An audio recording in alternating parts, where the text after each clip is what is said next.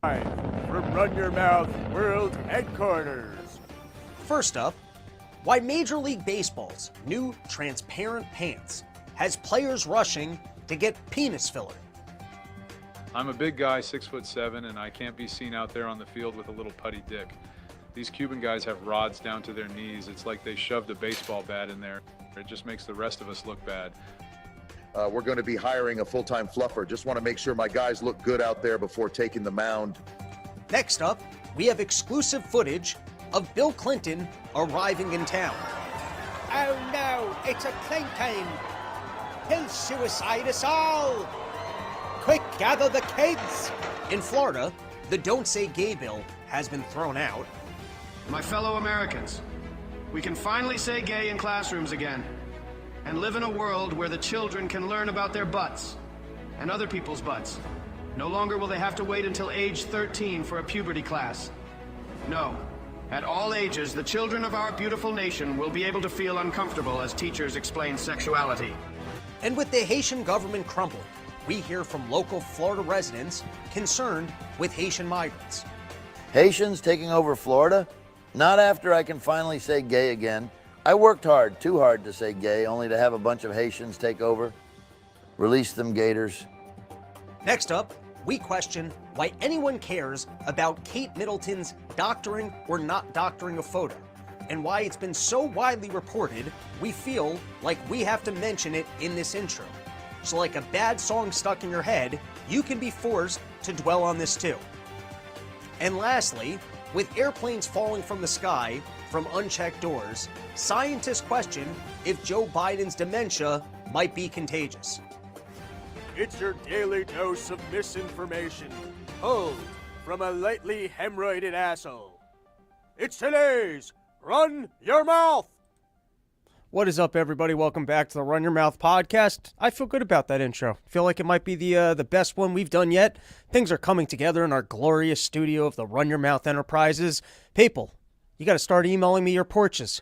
You got to start sending me pictures. I want to see the full spread you're going to be putting out for me and my pals. I want to see the luxurious basement couches that I will be able to sleep on. I want to know things like, do you have your own bathroom? And can I overeat, and make diarrhea in the morning? These are the kind of information that I'm looking for. robsnewsroom@gmail.com.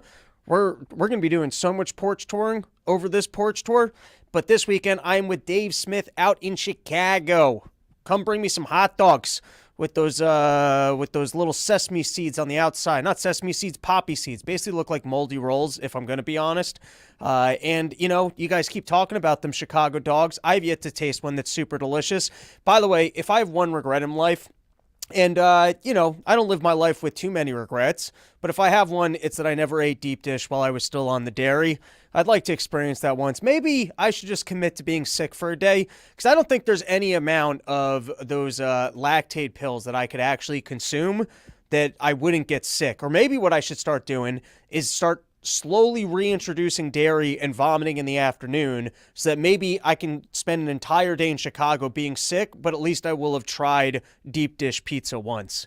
And is deep dish pizza that excellent? Is it that good? Believe me, I ate all the New York City pizza. When I was eating pizza back in my early comedy days, I mean, the fact that I'm not 300 pounds is incredible, because I used to eat just slices all night. I was drinking beers, and my career wasn't going anywhere. No one was listening to my jokes as I spent money at open mics, but my God, did I eat all the pizza and did I drink all the beers? All right, listen, we're meandering, and I've got like 40 pages of things going on.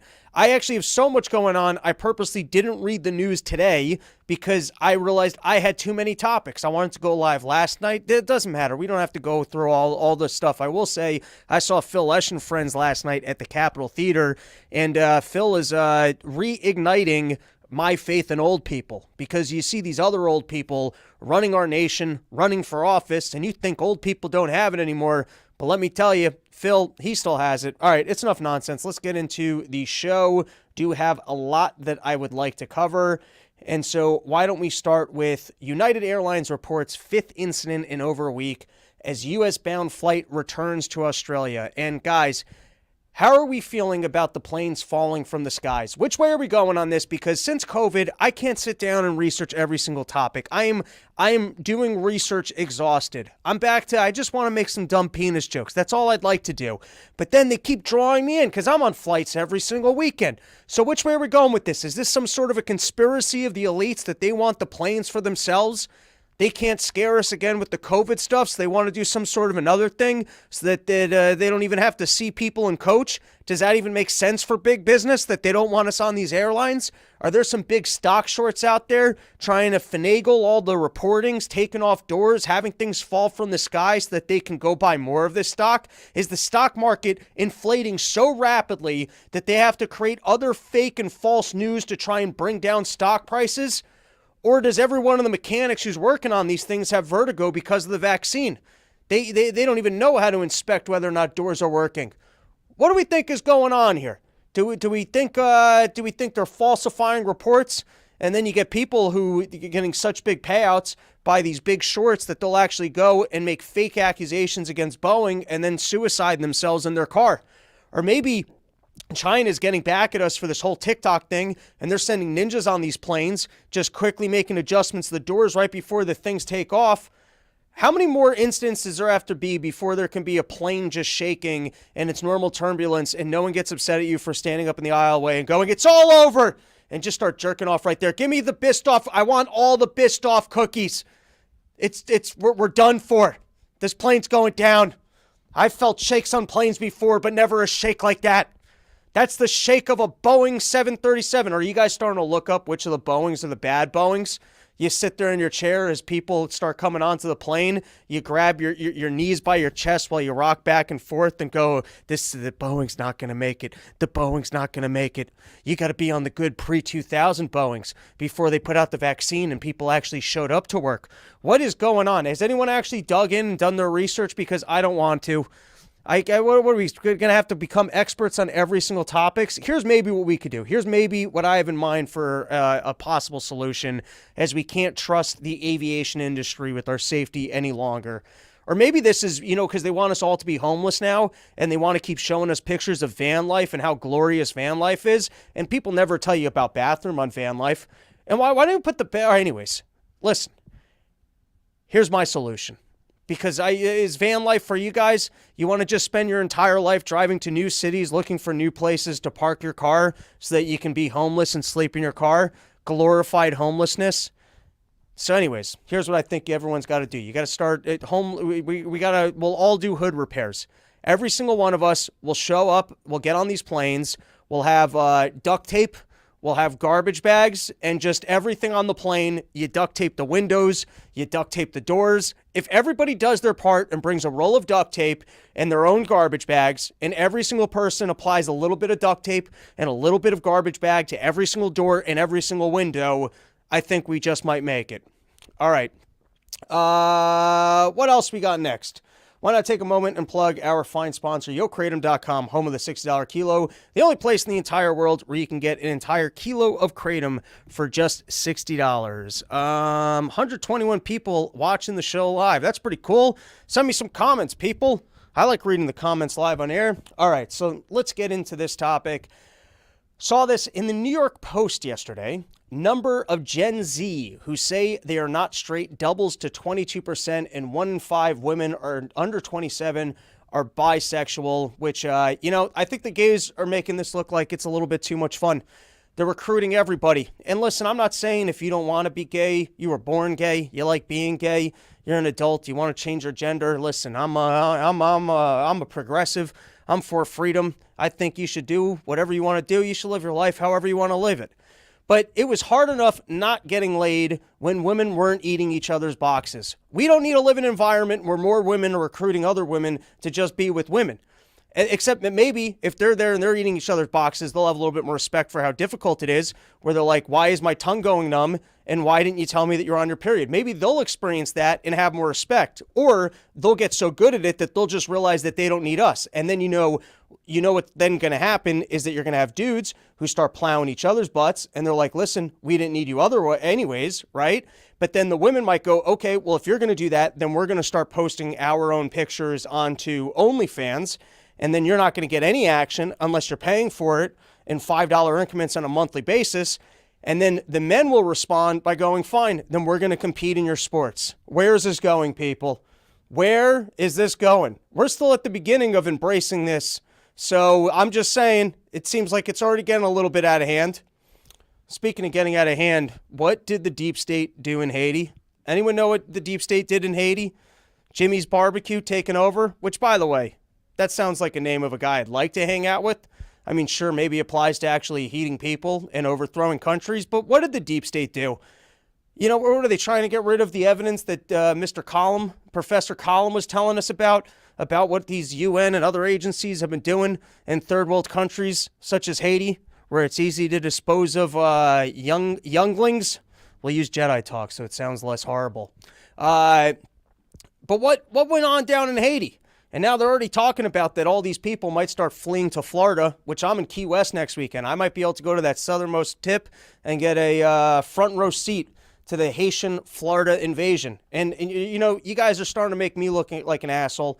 I was over here saying, listen, it's an election year, but you can bet on boring. That's what I've been saying. I was saying it seems like these all these court cases are fading away. They tried to bully Donald Trump out, and it was just a intimidation tactic. It's like what they did with the COVID, where they pretend threatened your job and then turned around and said, well, we never really threatened your job. It's just intimidation tactics. And D-Dog, he didn't fall for it. He's like, I'm going to see this thing through. I've got lawyer money. You don't think I got lawyer money? And so he saw it through, and it seems to be fading away. But then all of a sudden, doesn't it kind of look like maybe they're blowing up third world countries and bringing that chaos here? All that shit that you always hear about, and you're like, nah, we're fine. And listen, I'm not too nervous about this. I don't know why. I just seem to feel calm about these things. Maybe just after 2 years of COVID and it just kind of falling away and realizing that just crazy shit's going to happen. You're going to have to live with the crazy shit. You're just going to have to live with how stupid everybody is, that they seem to be able to ignore the imposition of government. And then they can keep pumping out these fake studies, and you can go, all this information seems to be fake. We are going to continue that series. I'm sitting on a couple of emails from people that came in about the fake studies. But all I'm trying to say is that as I'm sitting over here going, listen, I think things are going to be okay. I think you can bet on boring. Then you get storylines like this of third world countries crumbling right around us and the possibility of even more people coming in. And you do start wondering, all right, maybe my bet on boring is not going to pay out. All right, what else we got, Mr. Producer Man? That is an excellent opportunity to plug our sponsor, PhoenixAmmo.com. Go get yourself a big old bag of bullets from the people making high-quality bullets that will not sell to the United States government. The people bringing the people over the border, the people ruining Haiti, trying to get all the migrants up in Florida. Listen, if you're not into my bet on boring and you want to make sure that you are well armed just because it makes you feel good, not because there's going to be chaos in the world, we're not making those claims. We're not making the claims that you better be ready to defend yourself against a zombie apocalypse and actually hoping that more third world country people come in here that know how to use guns just to fend off the zombies. We can't be making reckless claims like that. But you know what we can tell you? That if you want to get yourself bags of bullets from a sponsor that won't sell to the United States government because these bullets are too good, as they're trying to figure out how they can get more. What are they going to take these fine bullets just to send them over to Russia and the Ukraines so that they can be fighting each other? No, not Phoenix Ammo. They sell to you, and you only get yourself a nice big bold bag of bullets. Tell them that the Run Your Mouth podcast sent you. Thank you to PhoenixAmmo.com. All right, next up we've got, should China own TikTok? This is from the New York Times. Isn't that already a fun slant? They already do own TikTok. It's their thing. I mean, sure, maybe it's the evil communist Chinese party, but at the end of the day, they currently own it. Shouldn't the question be, should the United States forcibly get rid of it? Should the United States forcibly make them sell it? Should the United States forcibly seize it from them? But isn't that already a nice little spin of a starting point of should China? Well, they currently do. They created the product. They put out the product. Somehow they're better at rigging algorithms and convincing kids that it's exciting to be there by pumping the numbers, which that's the way you do it. You tell people that if they'll post pictures of themselves dancing, that you'll pretend like millions upon millions of people are actually interested in watching people dance. And then you get everyone doing childish things that they should have been getting beat up for. And then China keeps telling you, no, we love it. And everybody loves it. And then people keep going to the platform going, hey, this is where all the good stuff is. And then they'll keep feeding you old school algorithms. You want to look at warfare. You want to look at Jewish money. And I've never been on TikTok. I don't know how it works. Which, by the way, in my self-interest, get rid of the damn thing. Who knows? I'm not on TikTok. None of these kids are finding my content on the TikTok. So yeah, sure, force them all onto Instagram where they still won't see my stuff because guess what? As all the politicians like to talk about, well, whoever controls the algorithm gets to pretend, yeah, because it's not you guys. Because you guys control the American algorithms, which still isn't just an open platform. It'd be one thing if the United States had laws that the social media companies had to be open platforms and nobody was rigging the algorithm. No one was making sure that the government protected propaganda pieces were rising to the top and content like this was virtually shadow banned. Look, and I look at my YouTube shorts now, which I was getting excited for, and that's the problem. They hook you. We're all addicted to the attention. That's why you're in this game. And you get one video, it's get 10,000. You're like, man, I figured this thing out. Finally, people are starting to see my stuff. And then you put in one joke that's a little bit too far, and it gets no views. And you're like, I don't understand. I don't understand why that one got 10,000 and this one got 0. And it's because the 0 one was just offensive enough that YouTube's like, hey, we're not going to let anyone see this. Do I know any of that is being factually accurate? Of course not. But, you know, like I said, this is like Boeing doors. I'm not researching and I'm still getting on planes. I'm making a career out of putting out content and I'm not researching the algorithms to see how you can better figure out how to get the stuff to people. No, that's not what I do over here. I look at headlines and then I make a bunch of wacky and false accusations based off the headlines and just mention questions that you have to decipher whether or not those are well-researched questions that I actually believe in, and then I move on to the next topics. That's how Run Your Mouth operates. But anyways, New York Times over here going, should China own TikTok? They want to get rid of it. Of course, they want to safeguard what the kids are seeing because it isn't our indoctrination. That's always what it is. That's always what it is. It's always, hey, listen, we need to have safeguards on what people are viewing. It needs to go through the traditional media outlets because if we don't do that, how can we lie to people? How can we mold the way you guys do not have a track record of being honest. You don't have a track record of giving people good information. So how can you complain, well, we need to be rigging the algorithm for our interest. We can't have China rigging the algorithm for their interest. And most of the China interest just seems to be theoretically undermining, I guess, people's faith in the United States government. We can't have everyone sitting around going, I love taxes and I love our government. And so what are the incredible claims that exist on TikTok that kids are seeing that we need to ban TikTok? Listen, there's all sorts of crazy stuff going on in the world.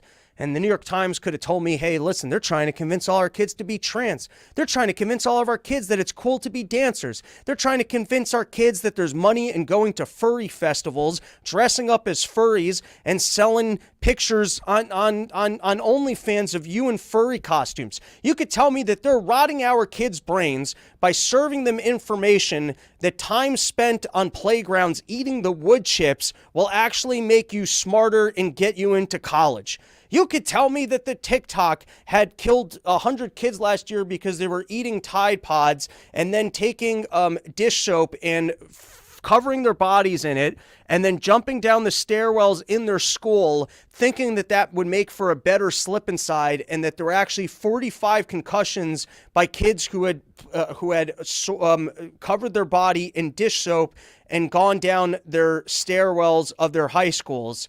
And I would go, man, this TikTok is really creating some problems. But did they do that? Did they tell me about the kids in dish soap going down stairwells? Did they tell you about the people who were eating cough syrup? Did they tell you about all the kids that thought that maybe that they were trans and went to see a doctor, got things adjusted, realized that they weren't trans, and it was because they spent too much time dancing on TikTok? No, they didn't tell you any of those stories. You know what the stories they went for was kids are a little bit too nervous and think that our economy is worse than it is because of information that they're seeing on TikTok. We're over here as the New York Times, and as we try and get into a new election cycle where we ensure that Joe Biden wins, And we also lie to you about how great the economy is, ignoring Fed and bubbles, and that even if it is good, it's probably just because of money that they put into the system that's going to create a problem down the line. But as we serve you this propaganda, we can't have kids questioning the state of the economy. And for that reason, we need to get rid of TikTok. You guys don't believe me? Here, I'll read it from the New York Times. Despite low unemployment and falling inflation, TikTok is full of viral videos bemoaning the U.S. economy. One popular group of posts uses the term silent depression. The post falsely suggests that the country is in worse shape today than it was in 1930. My colleagues, Gene and someone else. All right, before we move on to the next one, can someone put one comment in? Because I can see there's like 300 people listening to the show right now, and now I'm getting nervous that this might be one of those episodes where I'm just literally talking to nobody, and then I go back and I download it, and I'm like, did I actually do an hour of Run Your Mouth and no one was able to hear a single word of it? Because we've had that experience before. These things have happened. We have done full episodes with zero sound, and then you got to redo the episode, and then you're less enthusiastic about the episode. Anyways, here we go. Next one that they were taking issue with is after the Hamas October 7th terrorist attack, TikTok flooded users with videos expressing extreme positions from both sides of the Israeli-Palestinian conflict. Because we know that most people involved in the Israeli-Palestinian conflict, there's no extreme positions there. I mean, Hamas went in and, killed people, but that wasn't extreme. And then when Israel came back and bombed civilians, that wasn't extreme. And when Israel funneled everyone into the south and then, raided the hospitals and then said, all right, now everyone's got to go to the north. And then they keep saying that they can't get food into it and seemingly people are starving. That's not extreme. In fact, when you watch NBC and they're showing you footage of kids who have to eat like the animal feed and they're waiting on lines for little portions of rice, that's not extreme. Well, what are people seeing on TikTok? Videos of aliens in the Hamas tunnels? What is the footage that people are seeing? All right, continuing. A Wall Street Journal analysis found many stoked fear. The Journal reported in November. Videos praising an old Osama bin Laden letter also went viral. I don't know. None of these things sound that terrible or that factually inaccurate yet. Oh, kids are a little bit too uncomfortable with the current state of the economy. We're over here reporting low unemployment numbers, which, by the way, I don't really, unemployment numbers are not something that I ever really followed. I kind of got sucked into that a little bit with Gene Epstein when he slapped us for saying, hey, that doesn't include people that dropped out of the workforce. And he was saying that it basically does. With all that said, not my topic of expertise. And, there's only so many things that you can research. I'm not even looking into the Boeing doors and I'm going to be on a flight. Okay. But, I have seen with all these claims of, the employment's unbelievable. There was a Zero Hedge article saying that there was the largest ever downward adjustment. Apparently they claim jobs and then they make downward adjustments of not that many people are employed all the time, but there was the largest ever downward adjustment. I read in Mishtalk, a lot of it's foreign-born workers. I don't know if that means non-U.S. citizens, and that it also includes a lot of part-time work. But like I said, absent of all of that, are kids learning that our economy might not be all that hot and maybe they need to work a little bit harder? Or maybe government's not really helping them and creating bubbles. Maybe they don't get the full picture, but they just realize like, oh shit, this doesn't look great. And government spent a lot of money and it seems like prices are going up. And what's going on in the world that it feels like I have less jobs opportunities. No, what we need is for everyone to lie to kids that it's actually really wonderful and that everything that government's doing is in their interest. And so just keep on taking on that student debt, going to school, and don't be nervous that maybe there won't be a job for you and that maybe the debt's not worthwhile, or that you should at least ensure to take a major that's not philosophy of gender sciences. Like maybe kids being a little bit scared about the economy might actually help them, and not having total faith in the United States government completely protecting them. The better news for kids to get would be, listen, no matter what, the U.S. economy is so great that even if you don't ever get a job, don't worry, there's Social Security at the end of it. We'll send you some food stamps. We'll make sure you got some health care. You don't have to even be responsible for yourself because everything's going wonderfully all the time, and you have even more opportunities than your parents. And remember, they're trying to write a hit piece right now of here's why TikTok can't exist. And so their best examples thus far are that kids have a negative outlook on the economy, and that they're seeing extremist positions in regard to the Israel war. Okay, let's continue. In December, a Rutgers University research group concluded that videos about topics the Chinese government dislikes, including Tibet, Uyghurs, Hong Kong protests, the 1980 men to Tiananmen Square, were strangely hard to find on TikTok. Fine. I guess the CCP is not going to let you see information about how they're bad. And then, all right, this was their next claim of, well, what about if there was a Soviet NBC, right? If during the Cold War, maybe, I don't know, maybe frictions would have came down. You're reading it from the Russia angle, and you're like, hey, maybe we can just get along with these people. I just think that the claims of that competing information from, like, so the United States can't compete with the propaganda of other countries, it just seems like they always feel like your freedom is dangerous, and for some reason they have to explain to you why you can't have your freedom. This was another New York Times article. What to know, what's eviling Biden, TikTok economics might hold clues. This is more about how TikTok is teaching kids that the economy's not doing all that wonderfully. And then this was a Wall Street Journal article, how TikTok brings war home to your child, and that you can watch one piece of information from the Hamas war, and then the algorithm keeps throwing more stuff at you. All right, so let's listen to what some politicians had to say. And once again, you guys are scaring me here. What have I done? I've spit 25 minutes of pure run-your-mouth gold here, and for some reason still not one single comment, which makes me think that I'm going to go back at the end of this and find out that I was talking to myself. But listen, you know, I don't know. I guess you don't think that this isn't just what I do when the cameras aren't rolling. I'm not just talking out loud about these topics. You know what it is? I even repeat these things. Like, you could just, at any point of the day, if you actually came find me, I'm one of those guys in the street corner, and I'm just yelling this information, hoping that people will know. And then what I do is, for 1 hour a day, I turn on the camera. So believe me, I'm not going to be tired or exhausted because I had to rant about all of these issues. And if I have to do it again, someone's just got to come find me with the camera in like 4 hours when I cycle back to these things, until tomorrow when I have new information to yell about. All right, so anyways, this is Thomas Massey. I haven't watched his full speech yet, but he put this out on Twitter, and I thought that it was a good point. Let's give it a listen. An overly broad bill, and they got an exclusion written into the bill that I want to read. It says the term covered company does not include an entity that operates a website or application whose primary purpose is to allow users to post product reviews, business reviews, or travel information and reviews.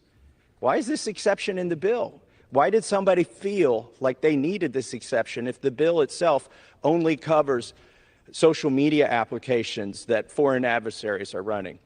These and other questions we hope to answer in the course of this debate, and I reserve the balance of my time. The gentleman from Kentucky reserves the... I think it's obvious to all of us that they're trying to find new ways that they can regulate the internet, that they can make sure that there isn't competition in ideas, that the information that you're seeing is being controlled by the United States government, that the algorithms are being controlled by the United States government. And so this is probably just the starting point for, you know, things that might even end up pushing, you know, the Twitters, Elon Musk, or otherwise. All right, and then here was Nancy Pelosi, who for some reason looks like AI in this. I don't know. Is Nancy Pelosi such an excellent speaker that she actually secretly died and they have to roll out AI Nancy Pelosi because they have no one else that can sell this? And then you got the person sitting next to him that looks like Gustus from that first Willy Wonka film. Gustus, you watch out for the chocolate. And then he just can't not eat the chocolate and gets himself stuck in the flute or the fume or whatever. I don't know who this fat guy standing next to AI Nancy Pelosi is, who just has to stare in the camera. They're like, listen, in order for AI Nancy Pelosi to work, we need some fat weirdo who's just going to stand into the camera next to her. But let's hear what AOC had to say about the need to get rid of TikTok. This is how important getting rid of TikTok is, that they got AI AOC on the case talking about getting rid of TikTok. The vote this morning was a vote to protect the national security of our country and the privacy of our citizens. I pointed out at the time that the TikTok in China broadcast into Taiwan, that the Uyghurs love what the Chinese are doing it's genocide. The people in Hong Kong love the crushing of their democracy in Hong Kong. And the Tibetans talked about how they are suppressed on TikTok there and how they are misrepresented on TikTok there. So for these and other reasons, this is about human rights and privacy and democracy. But most importantly, if the Chinese government, as it does with ByteDance and its partnership, controls the algorithm, we are at their mercy. I want to pause here because this is what I was talking about of when they talk about the fear of what China's able to do. Aren't they kind of showing their hands when they talk about, oh, but they'll have all this big data? Yeah, but you have all the big data. Oh, well, if they can control the algorithms, you mean what you guys are doing? Because I don't believe for 1 second that YouTube, Instagram, Facebook, and the likes are without influence of government. I mean, you still got those lawsuits going on about what was going on during COVID. I've been listening to a little bit of the Supreme Court hearings about it, but we all know that they were like, hey, we'd really appreciate if some of that information wasn't available. Hey, we're looking at the information available, and it looks like your algorithm is still pushing this kind of content. Hey, it appears to us, magically, the advertisers all care about these specific safety standards and ensuring that this kind of information isn't available. Hey, Boeing, before you go and you spend more money on the YouTube platform, do you mind having a conversation with them to make sure that people that are criticizing the Israel war aren't being amplified? I don't know if that's a particular censorship, but they're kind of showing you the hands here that the algorithms of the way that content is being pushed on the platform is very important to governments. And so we can't have a China apparatus within our country because then we can't control the algorithm to make sure that our kids aren't dancing too much, which that one I approve. You guys want to come forward and say, hey, there's a little bit too much dancing going on the internet. I'll get behind that one. They control the data, the privacy data of our people. We are at their mercy. So I was very pleased the vote was so conclusive, over 350 votes for this legislation. We hope the Senate will take up a privacy bill. All right, and then one more politician here to comment on it. The vote this morning we was have a vote, Eric Swalwell was asked about it. Actually, one of the rare Democrats voting against a TikTok ban. And so let's hear what AI Eric Swalwell had to say. Many people look at this as a TikTok potential ban in the United States. How will you vote on this? So with the TikTok ban, Fang Fang was the only person that could hit that place in my prostate where everything just feels right. And while I'm no longer with Fang Fang, wrapped in her arms or getting railed out, I'm going to vote in favor of the CCP on this one, in hope that maybe they send me a new Asian spy who knows how to hit that spot. Many people... There you go. Eric Swalwell on the case. All right, next topic we've got for everybody here. But before we do, let's thank sheathunderwear.com, the most comfortable underwear that's ever graced the balls of man. If you want to be able to move around like this, frictionless with them thighs, just going boom, boom, boom, boom, boom, you're going to need yourself some sheathunderwear.com. What do we got on today? We got the classic reds. There you go. Look at that smooth, sexy fabric. You got smooth, sexy fabric like that on your underwear? I bet you don't. I bet you got that coarse Fruit of the Loom that you've washed too many times. Chafes up everything. You try and go for a jog in it, and you quit, not because you're fat and winded, but because your balls are flopping all over the place, and you got that harsh fabric rubbing up against your skin. You want to live a better life? You want to have smooth, sexy, silky underwear? You got to go to sheathunderwear.com, use promo code RYM, you get 20% off the greatest underwear that's ever graced the balls of man.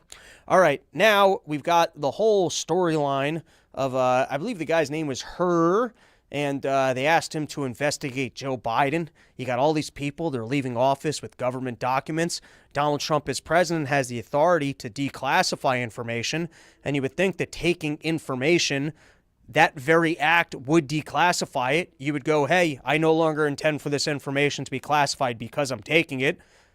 Makes sense to me, but you know the way government likes paperwork. They know even if you're the boss and you're in charge, you got to go file a report with this guy, you got to talk to that guy, you got to get this thing stamped, you got to go wait on that line. You know, there's always a process and a procedure. Maybe that's the first thing Donald Trump should do when he gets into office. It goes, when it comes to me, I'm not doing any paperwork, okay? I'll get on TV and say it's declassified and just show it to people. Is that what you prefer? Instead of it just being in my bathroom, protected, safe, I'll get on TV, I'll just show it to people, I'll go, listen, this is no longer classified, okay? And I'll show it to them and they'll see the codes, the bombs. Is that what you prefer?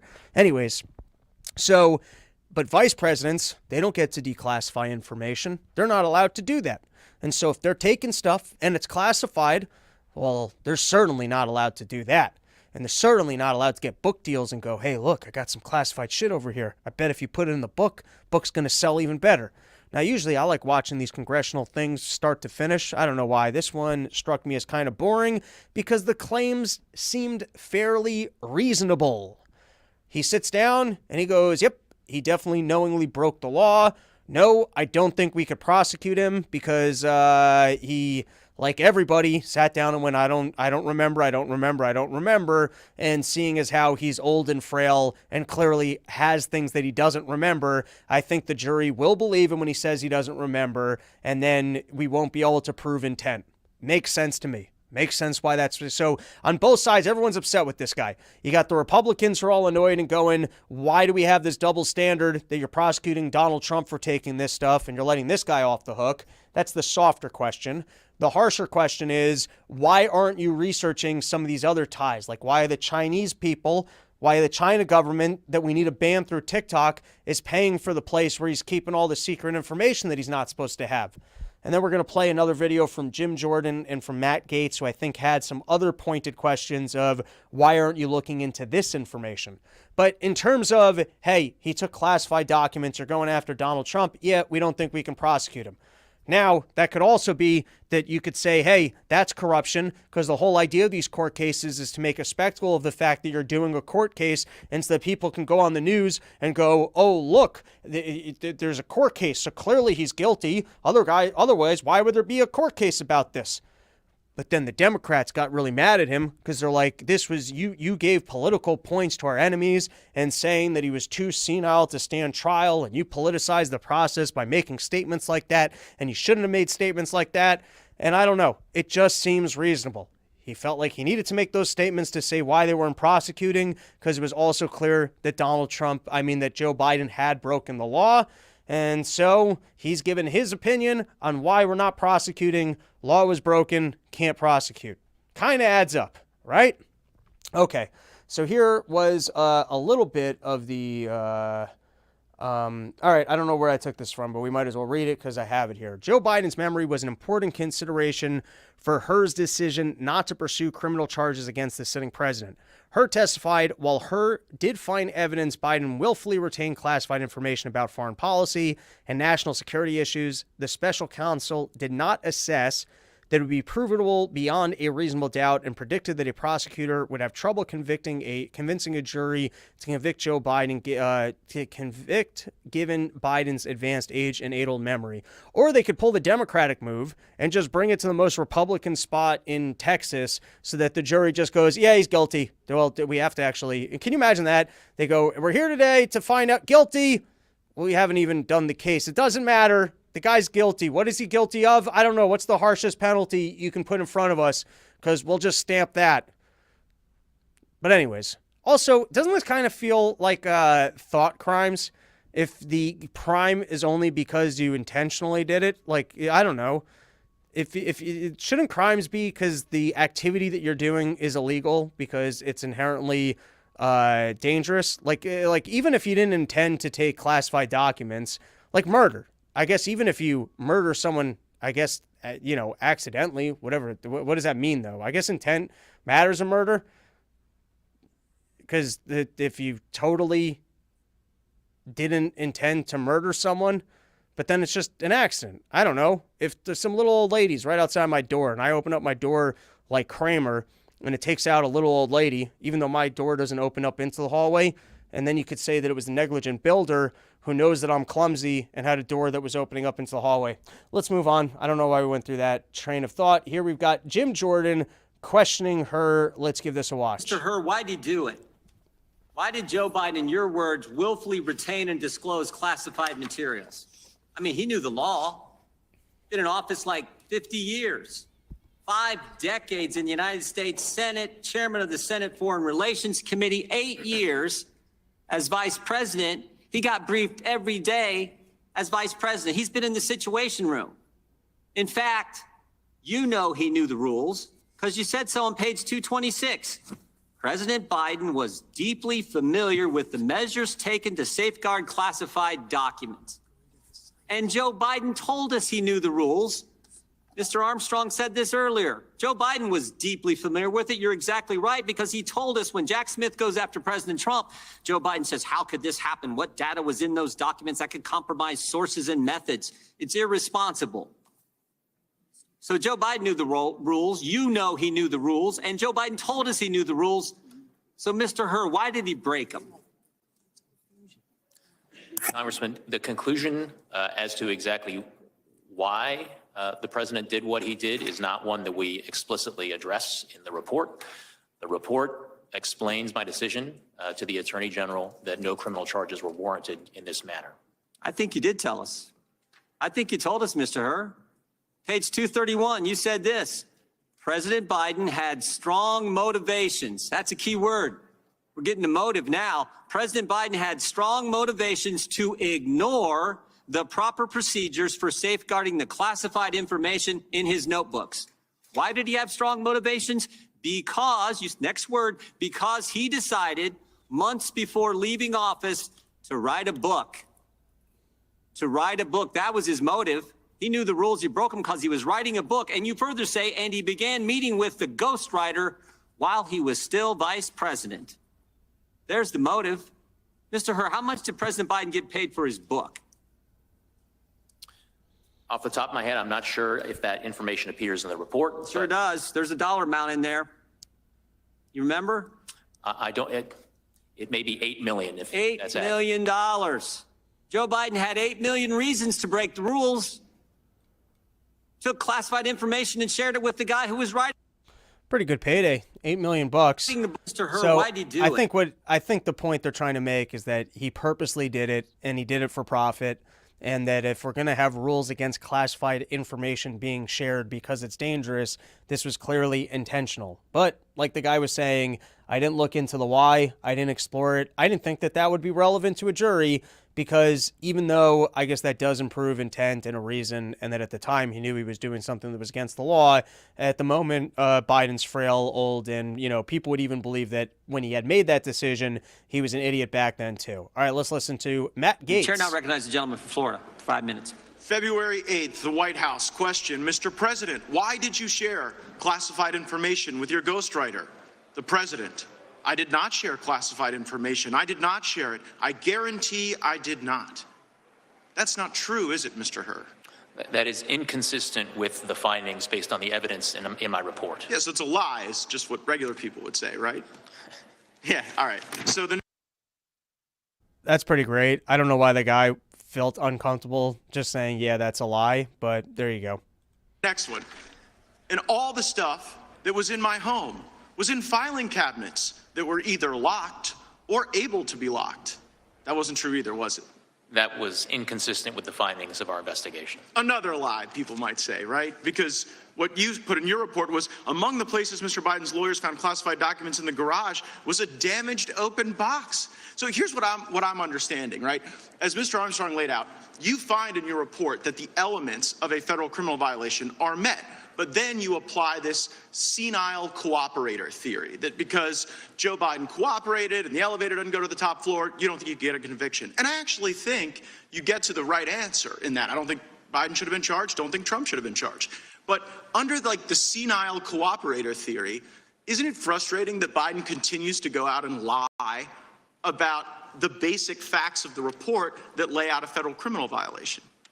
Congressman, I need to disagree with at least one thing that you said, which is that I found that all of the elements were met. One of the elements of the relevant mishandling statute is the intent element, and what my report reflects is my judgment that based on the evidence, I would not be able to prove beyond a reasonable doubt to a jury that that intent element had been met. Right, but the reason you have that doubt is the senile cooperator theory. The fact that Joe Biden is so inept in responding that you can't prove the intent, which again, I don't quibble with that conclusion, but it's frustrating to be like, oh, well, this guy's not getting treated the same way as Trump because the elevator's not going to the top floor, so we can't prove intent. While at the same time, Biden goes out there at the White House. Wait, just to be clear, we have a prosecutor sitting here saying that Joe Biden is so stupid that he can't prove that he intentionally took classified documents when he sat down with a ghostwriter and went over said unclassified documents. And yet the guy is still allowed to be president. This is kind of like, wouldn't you need, this is what I've been saying with the Donald Trump thing. Don't you need a court to go whether or not he criminally actually sexually assaulted someone and then to label him as being a criminal, and then you do a civil thing? Why is there some sort of separate procedure? Or like in this case, wouldn't you want some sort of an expert to go, hey, this guy is or is not senile? And then if the guy's technically not senile, then you can prosecute him. Or if he is, then he should no longer be president. In other words, when the doctor puts out his report and he goes, Joe Biden's not senile, well, then I guess you're making an evaluation that the guy's allowed to be prosecuted. Isn't that kind of what they do with when you try and plea insanity? Like, it's not a question of whether or not, there's, I guess, two questions. There's a question of whether or not you did the crime, and they go, all right, he obviously murdered 45 people, and then someone going, well, he was a schizophrenic when he did it, and he was being his other character, so you can't hold him responsible for it. We have to, which I think the whole thing's loony, and then you have a doctor make a verification about it. So wouldn't the process here being, yes, he's guilty, and then you'd put him in front of a doctor to determine whether or not he's too senile to stand trial, or if he was too dumb as vice president to possibly be able to make these decisions and be held guilty of intent? And if a doctor were to make the decision that the guy's too senile to stand trial or too stupid to possibly prove intent, wouldn't he no longer be allowed to be president? I don't know. It just seems like odd things for us to have being true at the same time. And then we're going to just listen to one more thing on this and move on to the next topic. But it's Matt Gaetz asking about them looking into the China relationship, which is an interesting question and for some reason was not looked into. Let's give that a listen. House and says, well, you know, he just blatantly lies. And what I'm trying to figure out is whether or not Biden's lying because he's still so senile, he hasn't read your report, or whether it's a little craftier and a little more devious and perhaps a little more intentional than we might otherwise think. So I also want to go to this Biden Penn Center. Like, did it give concern to you that the Biden Penn Center, where all this classified stuff was being mishandled, was being floated by foreign governments? Congressman, we were concerned with getting to the bottom of all of the classified documents that were recovered during the course of our... Yeah, but what bothers me is that the money that was paying for the place where the documents were being inappropriately held, it was the Chinese and it was other foreign countries. Did that play into your analysis? Did you look into the $1 billion in foreign funding sources at the Biden Center at UPenn, for example? Congressman, we conducted a thorough, impartial, and fair investigation, and we were very, very concerned with getting to the bottom of all the relevant questions relating to the recovered documents. Did you look into the fact that the Chinese were floating the place where this guy was keeping the documents unsecure? Yes or no? Congressman, to the extent that we identified evidence that was relevant and significant to our investigation, we put it in our report. Okay, well, it seemed relevant to me, maybe not to you. There you go. Like I said, interesting to me that element seemed to have been overlooked. All right, guys, we got so many more topics. So let's move forward. And we're out of sponsor plugs. You guys want to sponsor the show? robsnewsroom@gmail.com. Look at this. I mean, these are long broadcasts. We've got another golden advertising opportunity right there. Biden-Trump clinch party nominations. I think that was obvious and something that we all knew was going to happen. This I mentioned in the intro. Can Royals move on from Kate Photo Media Storm? I think they're going to survive this non-scandal.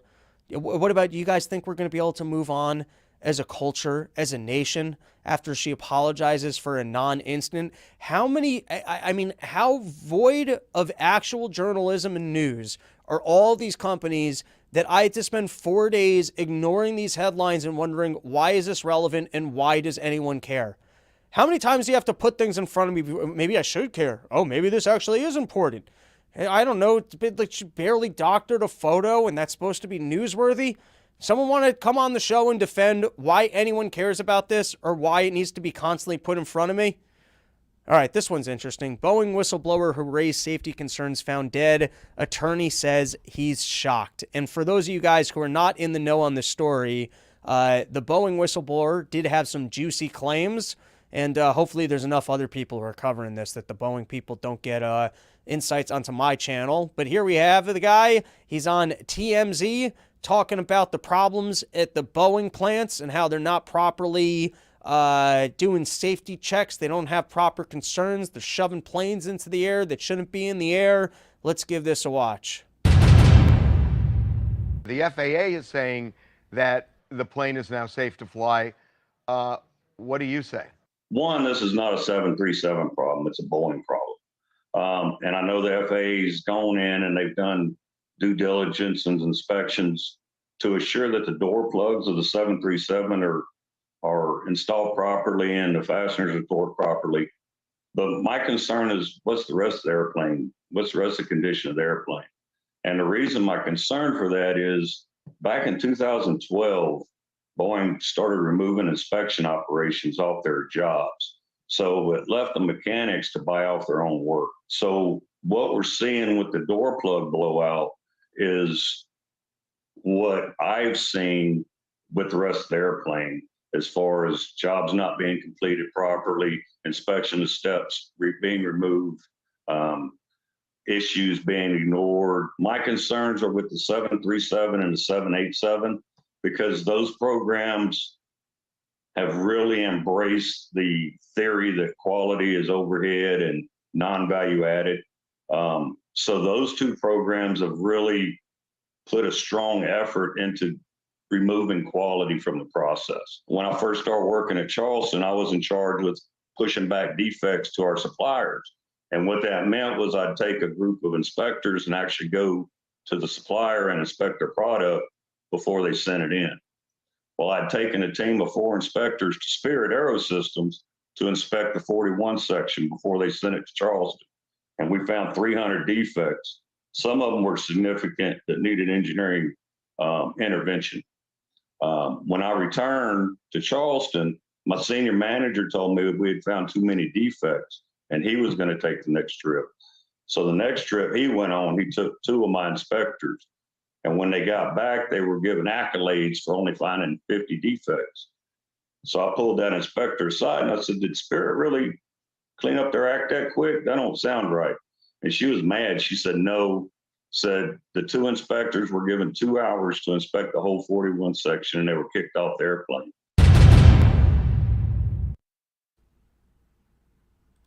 Doesn't sound great. Doesn't sound great. And then that guy found dead in his car. Now, I don't know. I mean, you're talking about Boeing. You're talking about big-time military-industrial complex. I mean, listen, you want to say bad things about pharma, you might lose your job, and you might, you might get taken down from the internet. You might get shadow banned. You might have a hard time getting your information out into the world. But you start talking shit on the defense contractors, and you are playing a different game, my friends. I mean, sure, is it possible that he just Clinton himself in the back seat, just suicided himself? Of course, anything's possible. We have no idea what happened in this, but talk about a juicy story. Seeing all these things in the news, problems with the planes, and you get a whistleblower who's a part of the court case found dead in his car. Really does seem like some movie shit. All right, what else we got next? We're in the quick snapshot headline section. Trump aides taking over RNC over mass layoffs. Supposedly trying to clean up the party, make sure that they don't get rigged out of another election. The one thing that caught my eye on this was day after allies took over Republican National Committee, Donald J. Trump's advisor are imposing mass layoffs on the party, with more than 60 officials, including senior staff members, laid off or asked to resign and then reapply for their jobs. Would you ever resign and how cushy is your job that someone can go, listen, we don't really want you here, but you can reapply? And then maybe, how badly do you need a job, or how good is that job that you just get to show up every day, sit in some nice chair and do nothing, that the second you lose it, you're like, I'm going to reapply for that? That seems wild to me. Ask to resign and then reapply. That must be one hell of a do-nothing job. RFK Jr. considers Jesse Ventura, which would suck. I'd have no interest in that whatsoever. Do you guys remember Jesse Ventura's bullshit during COVID with when my mother nurse had me wearing a mask and you got to wear the mask, blah, blah, blah. What a nonsense individual. But Aaron Rodgers for vice president, it's starting to get juicy again. I mean, if maybe he could change a little bit of the Israel chatter to placate to Dave, and then maybe Dave could get himself involved. But an Aaron Rodgers vice president, let's get back to talking about COVID. That just sounds fun. And for those who want to know if Aaron Rodgers is up to the task, apparently he's in Costa Rica on an ayahuasca retreat, which almost sounds like he was doing so much ayahuasca in New Jersey, he had to go to Costa Rica as a retreat from doing all the ayahuasca. But I enjoy myself some Aaron Rodgers, and that sounds like a good time. All right, guys, this one's awesome. Remember I was talking a couple weeks ago, Fortune magazine, my predictions for Ukraine, that, they're not just, it seems like they didn't get their last round of funding. So what are they going to do? They'll get their partners to kick up a little bit more. Germany pitches in a little bit more. Some of the other EU nations send a little bit more over there. And then what are we going to do over here? Well, they're going to figure out some sort of a way with budgets or otherwise to send them more supplies. How much does the Pentagon fail its audit by every single year? And you're telling me that we can't secretly just get a little bit more funding to Ukraine in the short term until they then figure it out, and then they go backwards retroactively and pretend like money that they sent was actually what was just approved? They'll figure out until they finally wind this thing done. They'll figure out how to get Ukraine their money. Maybe some people who shoved it into their own bank accounts finally turn up and go, hey, I think I skimmed a little bit too much. I don't imagine that there'll be a lot of that. But we were also talking about that the United States could take anything and just label it as excess inventory. And what it can do is actually ship it to Germany and then label it as excess inventory. And excess inventory is allowed to be donated, and that doesn't even count for the budget. Who knows what other kind of tricks they're pulling behind the scenes. But unless you thought that they weren't going to try some bullshit, here already they magically found $300 million, which against $89 billion is not a lot, except when you actually need the money. And so it's not just pork. You know what I mean? Like when you actually, we've all been there where you get a smaller paycheck and you can get by on that because it actually goes to the essentials. So I bet this magical $300 million is what they actually need to get bullets to them. And then typically that would be like $1 billion, but this time they can't give some guy an extra $700 million. It's like when you go to the insurance company and you get the copay and then the actual bill type thing, you call up the hospital and you're like, listen, I don't have insurance. They're like, oh, well, that'll be 95% off your bill. So I'm sure they got to call whatever person makes the bullets for them. And they're like, hey, listen, I know that normally you give us the 10x pricing, but in this instance, we don't actually have the funding coming from Congress. So I'm going to need the real price. And they go, no problem, 90% off. I don't know why it's that guy, because it's probably a Jewish guy on the other side of the phone, someone from Israel. So here we go. If you think I'm just constantly spewing nonsense, listen to this. On behalf of President Biden, I'm announcing an emergency package of security assistance of $300 million worth of weapons and equipment to address some of Ukraine's pressing needs. This is possible because of unanticipated cost savings in contracts that DoD negotiated to replace equipment we've already sent to Ukraine through previous drawdowns. We're able to use these cost savings to make this modest amount of new security assistance available right now without impacting U.S. military readiness. This ammunition will keep Ukraine's guns firing for a period, but only a short period. It is nowhere near enough to meet Ukraine's battlefield needs, and it will not prevent Ukraine from running out of ammunition in the weeks to come. This package does not displace and should not delay the critical need to pass the bipartisan national security bill. Hey guys, we magically found some money, and we might be able to magically find some more money, but that doesn't change the fact that we still need more. On behalf of President... This was a Wall Street Journal article outlining the exact same thing. Judge quashes 6 charges in Georgia election case against Trump. That just happened. We'll dig into that. Binance gets blamed for a currency crisis. Yeah, we can talk about this real quick. I just thought that this was interesting because it does, to me, really outline the need for non-government currencies and kind of the sickness of financial crime. So I think he had like 30% inflation in Nigeria, and so you had all sorts of people trying to move over to stable coins because they obviously don't want to be sitting in a currency where it's constantly being devalued. I mean, if every single year you lose so what, in 3 years, you basically, your dollar goes to zero. I mean, not quite, maybe with that. I don't know, whatever. I'm not good at math. But anyways, you could see I mean, this is the Bitcoin story right here of that, people need to get away from their government currencies. We've all been stuck with government currencies for all of humanity. Government is incentivized to secretly steal your wealth. They always get greedy in doing so. And if everyone could actually save money, they could live good, honest lives. They can invest in the future. They could have better time preference standards. And everyone can live a better life. So you look at this and you're like, all right, that highlights it. But then on the backside of it, if people get caught up in the non-Bitcoins, or if you're like me and you're just keeping all your money on Coinbase, and then someone goes, yeah, I'd like to help you have sound money. I'd like to help you with that. Why not buy my stable coin instead? And then the whole thing is that you're trying to not have your money stolen by government, and then some asshole just steals it from you. This was fun claims that Donald Trump has done so much Sudafed and other things that he's shitting his pants. And before I give my commentary about Donald Trump and the extent by which he might be diarrheaing into diapers on a regular basis, why not give it a play?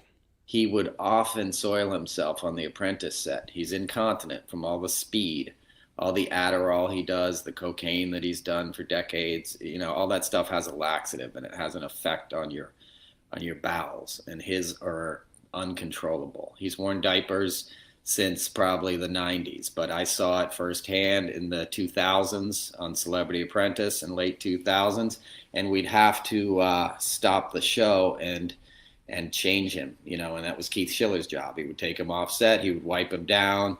Our nickname for Keith was Wet Wipes. Comedian and former Trump worker Noel Kassler.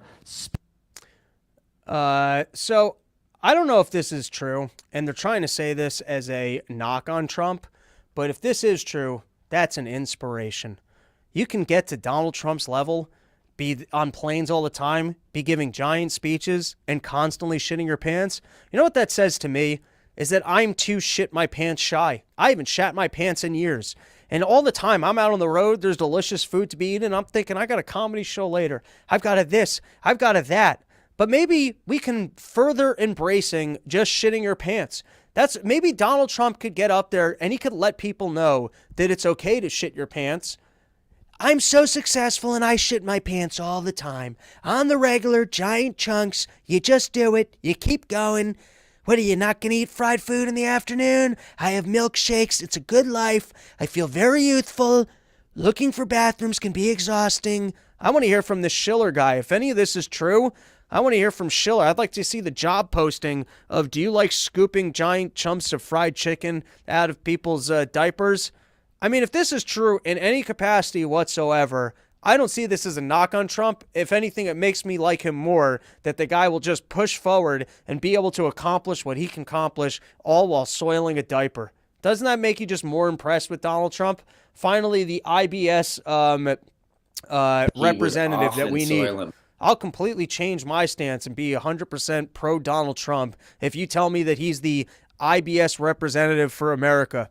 All right, especially if he would just start owning it in the middle of the speech. I just shat my pants, but I'll keep going. That was a big one, a little bit sloppy. I feel bad for the guy, but it's an honest job by an American. This is a wet-wiped American butthole, everybody. No foreign workers. All right, guys, that is our show. Thank you for hanging out with us. Back, I don't know. I don't know when I'll be back. I read the news. You get enough things to do a show. You do a show. You put together an intro. Anyways, email me your porches.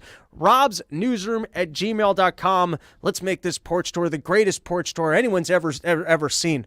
Let's blow this thing up where the point that the porch tour logistics don't make sense anymore, and then the comedy clubs can't deny me because we got massive audiences. Hopefully, by the way, I'm going to buy some more film equipment. We're going to be filming more shows, putting out more jokes. I've noticed there are a lot of jokes that I've moved on from. and I never put them out. So I gotta figure out the tapings, gotta get the stuff out. Guys, the show's over. robsnewsroom@gmail.com. Hit me up with those porches. More shows coming at you soon. This weekend with Dave Smith, opening for him in Chicago.